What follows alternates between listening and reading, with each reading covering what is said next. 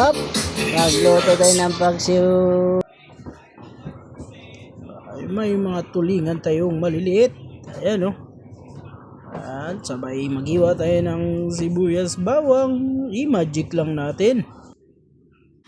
May luya, may paminta, may gata, may sibuyas, may bawang, may sili. Tapos pichay, talong-talong, suka, at isda. Ilagay na natin ang mga sahog. Isunod natin ang isda.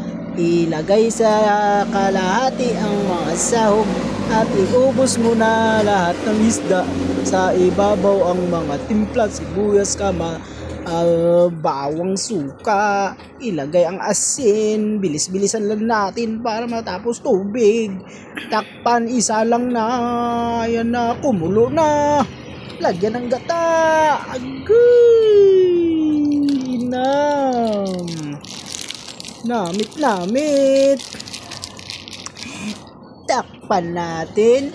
Takgalan ng takip. Kumulo na yung gata. Agoy! Ilagay na natin ang pichay. Yan, oh.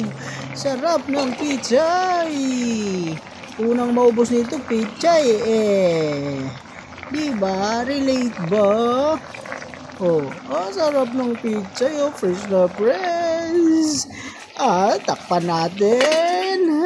Tanggalan natin ulit ng takip. Agoy, luto na.